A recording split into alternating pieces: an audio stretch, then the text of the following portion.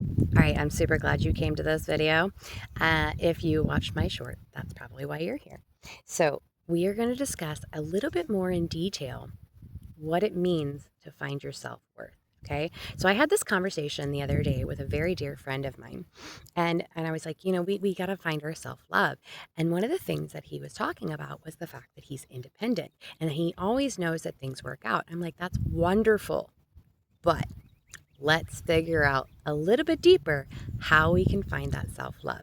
Now, I did a video probably it was back in March, and it's that channel is no longer on YouTube. So I'm going to go ahead and upload that video because it's extremely important because it tells about how self-love is the key to operating your vehicle. Okay, so your self love isn't just like, oh, I'm pretty. I like my eyes or affirmations. Okay. Affirmations are amazingly awesome because they're like spells. The more you say them, the more true they become. Super, super love them. Okay. So when we're looking at those affirmations, totally doing them every day, we can find our sparkle, our shine, the things that make us glitter. Okay.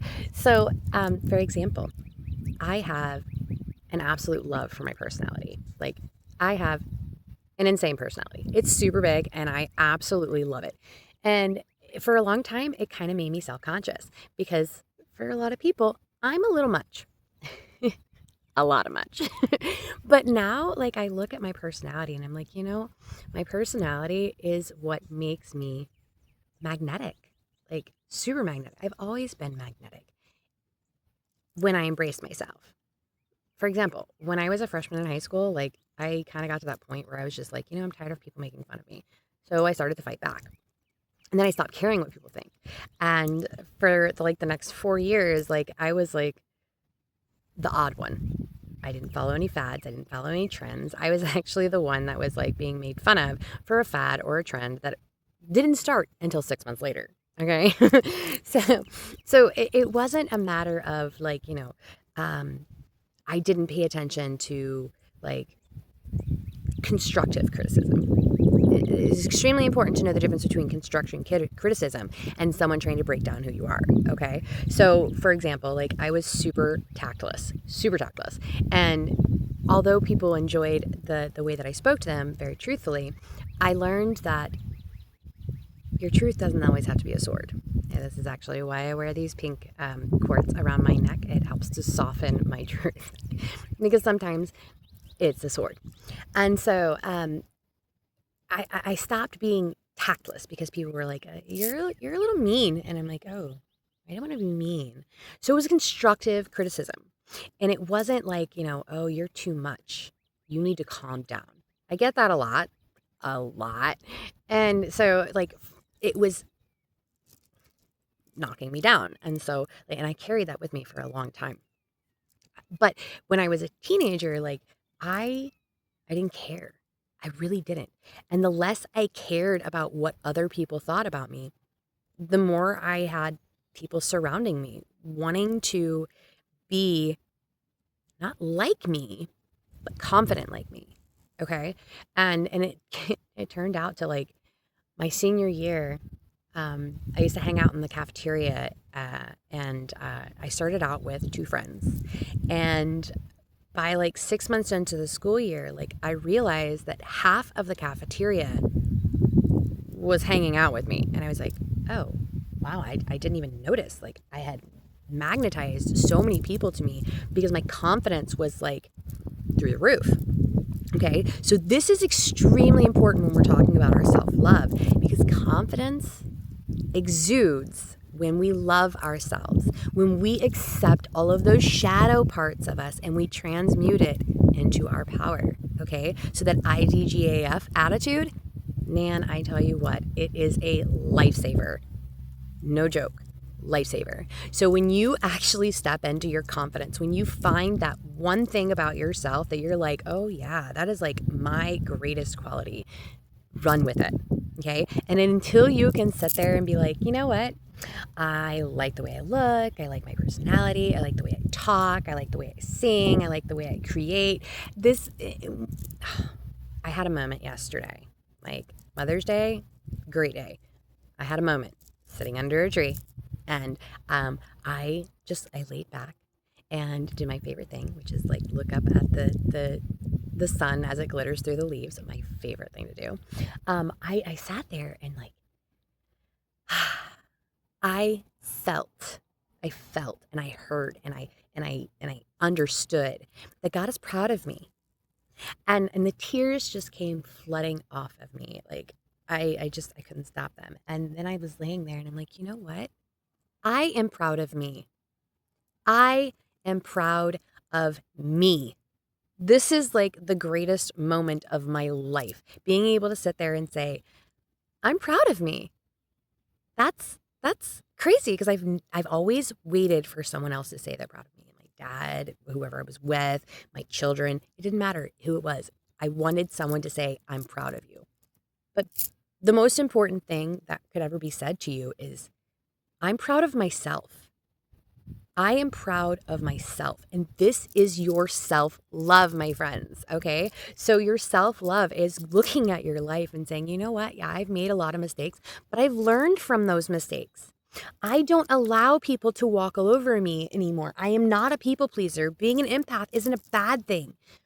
These are things that you look at in your life and say, I'm not going to listen to those outside voices that are chirping in my ear telling me that I'm not good enough or that I'm too much or that I'm never going to succeed or I'll never crawl out of this hole. Stop listening to those voices. Stop. And if it's your own voice, ooh, I say this all the time. Tell that voice, shut the fuck up or I'm going to fucking stab you. And I know that's probably going to freak out the YouTube community, but you know, it's small steps, okay? So today, when you are focusing on your meditation, when you are doing your full moon ritual, whatever it is that draws you to this moment, do this. Do this. Absolutely do this. I am proud of myself. I love myself because of XYZ. I am super awesome because of XYZ.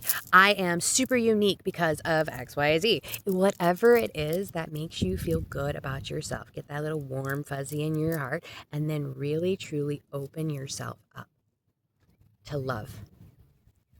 Self-love is the key. Once you love yourself, the love pours in on you. No joke.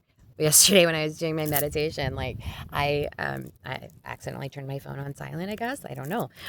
But after I was done like crying and like being proud of myself and I wrapped myself in all of my love and everything like that, I sat up and I looked at my phone and I was like, oh, wow. I had a whole bunch of messages from friends that were encouraging me, friends that were like, hey, I hope you're having a great day. And then, you know, that love from my friends that came from that outside source was even more awesome because the amount of love I give myself is the amount of love I can receive, right? No one can respect you any more than you respect yourself. If you don't respect yourself, your vibrations are low.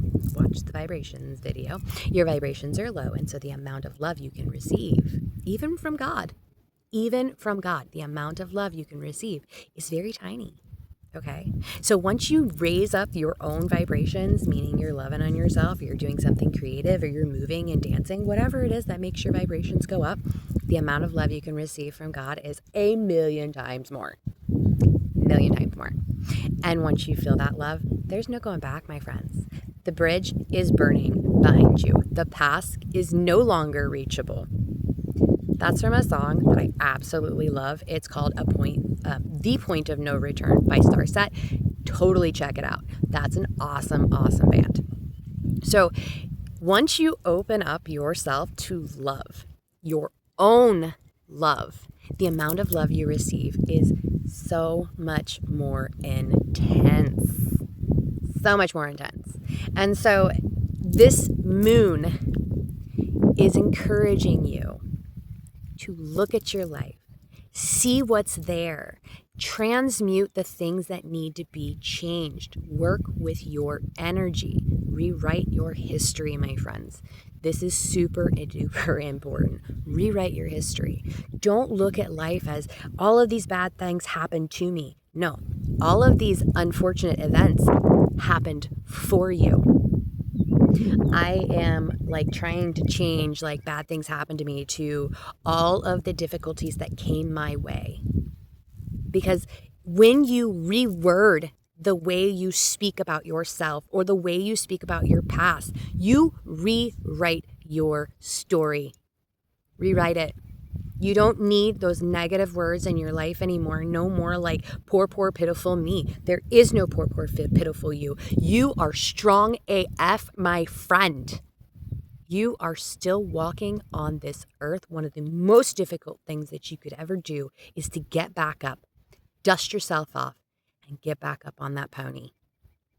Do it. Do it. One more time for good luck. Do it. You can do it. I have absolute faith in you. So tonight, when you are sitting underneath that moon doing a wonderful meditation, I'm going to write a guided meditation and record it for you guys. When you are sitting out there and doing your meditation, I want you to close your eyes and imagine yourself either as a seed or a butterfly, whichever makes you feel better. And you are in your cocoon. And as you're in that cocoon, you are going and looking at your life and you're like, okay, this is where I want to go. This is what I want to do. Is there anything in my life that needs to change in order to achieve this transformation? And I mean like relationships. Are you still trapped in relationships that are bringing you down? Is your job bringing you down? Is your boss like doing some dirty shit behind your back? Is your living situation like a mess? Like feng shui is totally a thing, guys. Totally a thing.